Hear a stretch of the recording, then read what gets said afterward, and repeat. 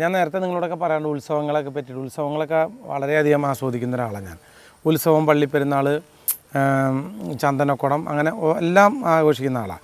ഇപ്പോൾ ഈ അടുത്ത് കഴിഞ്ഞ മാർച്ചിൽ നടന്ന കണ്ണമ്പുഴ അമ്പലത്തിൽ ഞങ്ങളുടെ ഏറ്റവും വലിയ ക്ഷേത്രമാണ് കണ്ണമ്പുഴ ഭഗവതി. ആ ഭഗവതിയുടെ അനുഗ്രഹം എപ്പോഴും ഞാൻ സിനിമയിലേക്കൊക്കെ വന്നതിലുണ്ട്. അപ്പോൾ ആ ക്ഷേത്രത്തിൽ ഉത്സവം നടക്കുന്നുണ്ടായിരുന്നു. അപ്പോൾ കഴിഞ്ഞ 2 വർഷമായിട്ട് എൻ്റെ വീട്ടിൽ നിന്നൊരു താലിയൊക്കെ പിടിച്ചെല്ലാവരും നാട്ടുകാരെല്ലാവരും സഹകരണത്തോടു കൂടി പോകുന്ന ഒരു ഇതുണ്ടായിരുന്നു. അപ്പോൾ ഈ തവണ 5 ആന, പിന്നെ അതേമാതിരി 100 പേരുടെ ശിങ്കാരിമേളം, പഞ്ചവാദ്യം, തെയ്യം, നാടൻപാട്ട്, മദ്രാസിൽ നിന്ന് വന്ന ആൾക്കാരുടെ കളികൾ, പിന്നെ അതേമാതിരി അതൊരു വളരെ രസകരമായിട്ടുള്ളൊരു പോക്ക് തന്നെയായിരുന്നു. കാരണം എനിക്ക് തോന്നുന്നു മൃഗങ്ങളെ എനിക്ക് ഇഷ്ടമാണ്. ഈ 5 ആനയ്ക്ക് ഞാൻ ചെയ്തതെന്ന് വെച്ചിട്ടുണ്ടെങ്കിൽ ആന ഇടയാതിരിക്കുക. എല്ലാ സ്ഥലങ്ങളിലും ആന ഇടഞ്ഞുകൊണ്ടിരിക്കുന്ന സാഹചര്യങ്ങളാണ്. അപ്പോൾ ഈ പൂരം പോണേക്ക് മുമ്പ് ഞാൻ എന്ത് ചെയ്തു, എൻ്റെ സുഹൃത്തുക്കളോട് പറഞ്ഞിട്ട് 3 വണ്ടി ടാങ്കർ വണ്ടി പറഞ്ഞിട്ട് റോഡ് മുഴുവനും ആദ്യം അങ്ങോട്ട് നനച്ചു.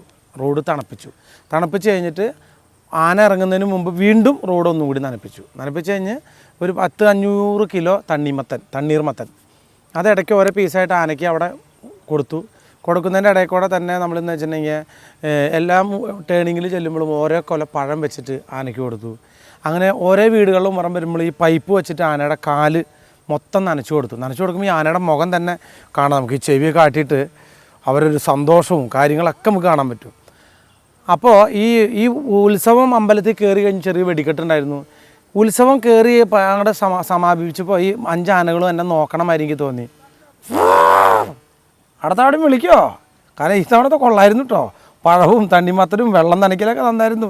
കലാമണിയല്ലേ, മനസ്സിലായി, നമ്മളൊക്കെ ഒരേ ഡിപ്പാർട്ട്മെൻറ്റിൽ പെടും കേട്ടോ. അങ്ങനെ യാത്ര പറഞ്ഞിട്ട് ആന പിരിഞ്ഞു പോയി എന്നുള്ളതാണ്. ഈ ഉത്സവത്തിന് ഒരുപാട് പ്രോഗ്രാമിനൊക്കെ നമുക്ക് ശിവരാത്രി വരും ഉറക്കമുണ്ടാവില്ല. അതേമാതിരി തന്നെ ഉറക്കമെന്ന് വെച്ചിട്ടുണ്ടെങ്കിൽ പ്രോഗ്രാം ആയിരിക്കും, 2 പ്രോഗ്രാം എങ്ങനെയായാലും ഉണ്ടാവും. അതുപോലെ തന്നെ നമ്മുടെ പള്ളിപ്പെരുന്നാളുകൾ, നമ്മുടെ ഉത്സവങ്ങളൊക്കെ ഭയങ്കരമായിട്ട് പ്രോഗ്രാംസ് കിട്ടുന്ന അവസരങ്ങളാണ് കലാകാരന്മാരെ സംബന്ധിച്ചിടത്തോളം.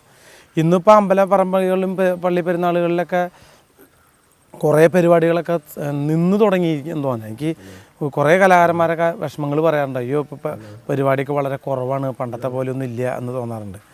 ഉത്സവപ്പറമ്പിൽ പോയിരുന്ന് ആ പാടത്ത് അല്ലെങ്കിൽ കണ്ടത്തിൽ ഒരു ചെറിയൊരു കടലാസൊക്കെ വിരിച്ച് അങ്ങനെ നോക്കിയിരുന്ന് കാണാൻ എന്തൊരു രസമാണെന്ന് പറയുമ്പോൾ പരിപാടിയൊക്കെ കാണാനായിട്ട്. ഞാനങ്ങനെ ഒരുപാട് പ്രോഗ്രാമിനൊക്കെ പോയിട്ടുള്ളതുകൊണ്ടാണ് എനിക്കങ്ങനെ പെട്ടെന്ന് മനസ്സ് തോന്നിയത്.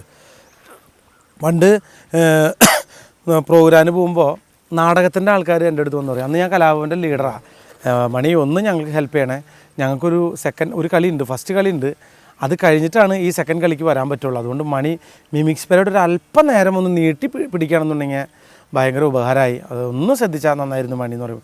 അങ്ങനെ നമ്മൾ അതിന് വേണ്ടിയിട്ട് തന്നെ നാടകത്തിന് വേണ്ടിയിട്ട് തന്നെ നമ്മൾ ഒരുപാട് സമയം കണ്ടെത്തിയിട്ട് പരിപാടി അതനുസരിച്ച് പ്രോഗ്രാം നീട്ടിക്കൊണ്ടേ അപ്പോഴേക്കും നാടകത്തിൻ്റെ വണ്ടി വന്നിട്ടുണ്ടാവും. അവരൊന്ന് ഷെയ്ക്കിൻ്റെ ഒരു മണി താങ്ക്സ്, നന്നായിട്ടോ, വളരെ ഉപകാരമുണ്ടെന്ന് പറയും. അങ്ങനെ എത്രയോ പ്രോഗ്രാംസൊക്കെ ചെയ്തിട്ടുണ്ട്. നമുക്ക് ഉത്സവ പറമ്പിലെ ഒരു പാട്ട് സീനും കൂടി കാണാം. ആ പാട്ട് സീനിൽ ഞാൻ തന്നെയാണ് അഭിനയിച്ചിരിക്കുന്നത്.